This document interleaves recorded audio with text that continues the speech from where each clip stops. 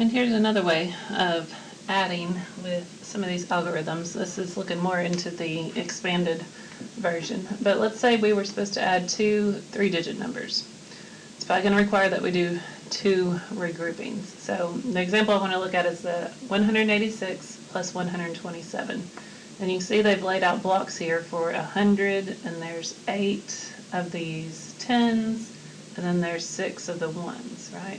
And then same thing with 127. There's 100, there's 20, and then there's 7 of these 1s. Okay.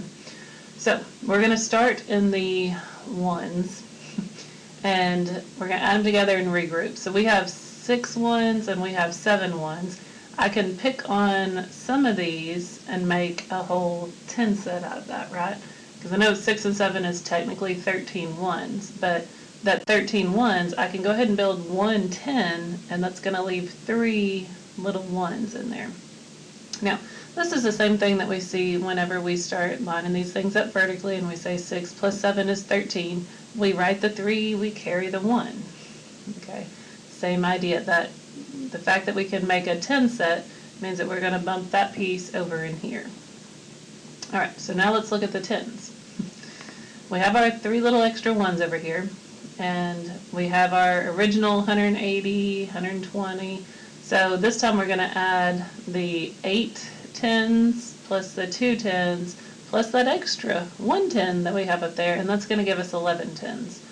Well, I can regroup those, right? I can take 10 of those 10s and actually make it into 100.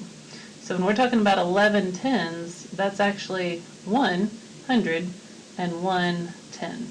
And we see that happening over here as well. When we do an 8 plus 2 plus 1, that is 11. So I'm going to write a 1, and I'm going to carry that extra over here into the hundreds place. So now let's look at the hundreds.